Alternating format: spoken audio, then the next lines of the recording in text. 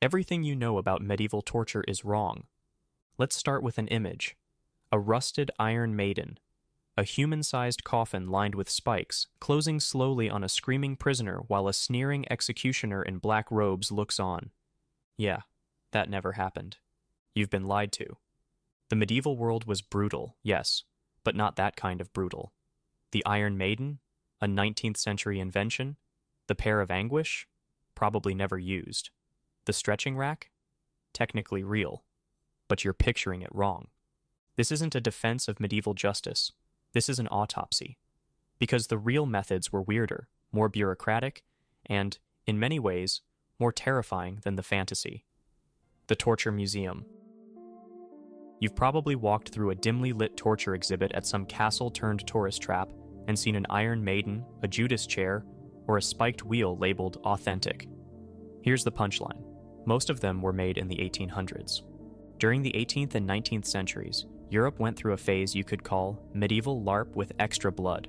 Torture devices were built or exaggerated to satisfy growing public hunger for Gothic horror. Think wax museums meets fake history. The Iron Maiden first appeared in written form in the late 18th century, and the first physical models were built in the 1800s, often placed in sensational exhibits designed to confirm that, yes, the past was full of maniacs. Spoiler, these displays say more about Victorian insecurities than medieval punishment. Now here's the twisted truth. Real torture didn't happen in hidden dungeons with shadowy executioners. It was regulated. It was often public. And it was documented with the same precision as your high school's attendance records. In most of Europe, torture required a judge's permission and had to be used as part of a legal process, usually to extract a confession. The Inquisition? It had paperwork. You needed eyewitnesses, an approved list of allowable techniques, and a justification tied directly to canon or secular law. The most horrifying part isn't how savage the torture was, it's how methodical. Imagine getting tied to a chair while a scribe takes notes like this as a job interview, and not an introduction to dislocation. There's an actual manual for inquisitors, called the Directorium Inquisitorum, from 1376. It reads like a religious HR guide. Here's how to interrogate. Here's when you're allowed to use the rack. And here's what to do if the accused dies during questioning. Spoiler. That's bad paperwork, not a tragedy. Also, the inquisitor had to give you a 24-hour recovery period between torture sessions. Compassion? No, just a clause to avoid false confessions caused by fainting or shock. You can't burn a heretic if you're not sure they meant it. Let's clear the fog. Here are torture methods that actually existed, and were used, but not in the ways Hollywood told you. The rack? Yes, it's real. No, it wasn't always about ripping you in half. Often it was used just enough to dislocate joints and inflict maximum pain without visible damage. If your shoulder came out of socket, great. If your confession followed soon after, even better. Thumbscrews. As advertised, a vice for your fingers, sometimes toes. Mostly used during pre-trial examinations, not drawn-out horror scenes. Still excruciating. Cheap, portable, efficient. Strappado. Your arms are tied behind your back, then you're hoisted by a rope. And dropped. Not far. Just enough to wrench your shoulders into unnatural positions. Repeated drops cause nerve damage, dislocations, torn ligaments, all while leaving minimal surface injuries. Boot torture. Wooden or metal boots, sometimes even hollow logs, were placed around a prisoner's legs. Wedges were hammered in, slowly crushing bone. Other versions used hot coals. This one was often deadly. The garrucha. Close cousin of the strappado. You're hoisted violently and then dropped with slack rope so your body jolts. Common in Spanish Inquisitions. The heretic's fork. Metal rod with sharp ends between chin and chest or throat and chest.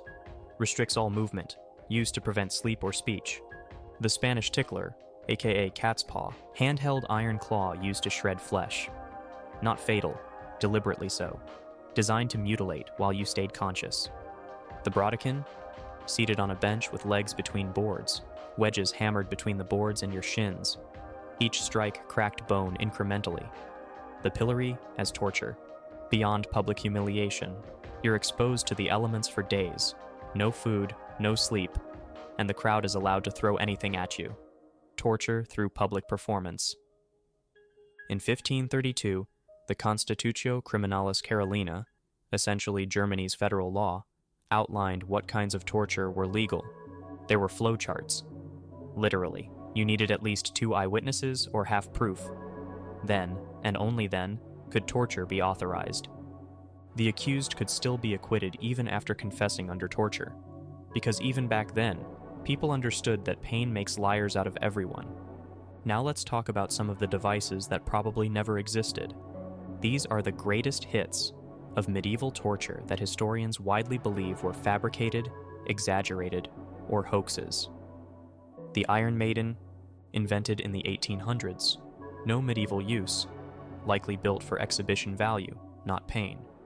The Pear of Anguish, metal device shaped like a pear, supposedly inserted and cranked open, no medieval documentation, 0 trial references. The saw torture, hung upside down and sawed in half, highly unlikely. Most accounts are symbolic or allegorical, not actual legal procedure. These devices were designed for shock value. They reflect what people imagined medieval torture was like, not what it actually was. So who built this myth? The 19th century, obsessed with the dark past, Gothic literature, sensational crime journalism, and nationalism, all fed the idea that the Middle Ages were a brutal, backward time. Torture museums popped up across Europe, filled with recreated horrors based on fragments, hearsay, and imagination. It was a form of self-flattery. Look how civilized we are now, while gorging on the spectacle of imagined brutality. The most disturbing thing about medieval torture, it wasn't the blood or bone snapping. It was that it was institutional, calculated, bureaucratically inevitable. Torture was a means to an end, a step in the process. It didn't exist to punish. That was for the execution. Torture was an information-gathering tool, like a subpoena or a lie detector. People weren't tortured because they were monsters. They were tortured because the flowchart said so. That's not chaos. That's policy.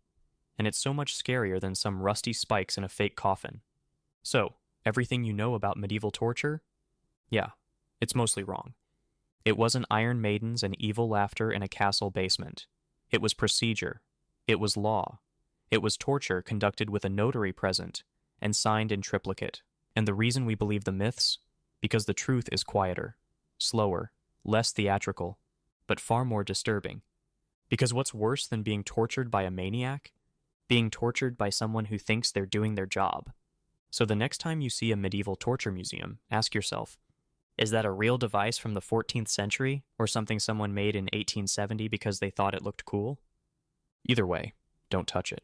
That thing probably hasn't been cleaned in 200 years. I'll be doing more content like this in the future, so be sure to subscribe. Thanks for watching.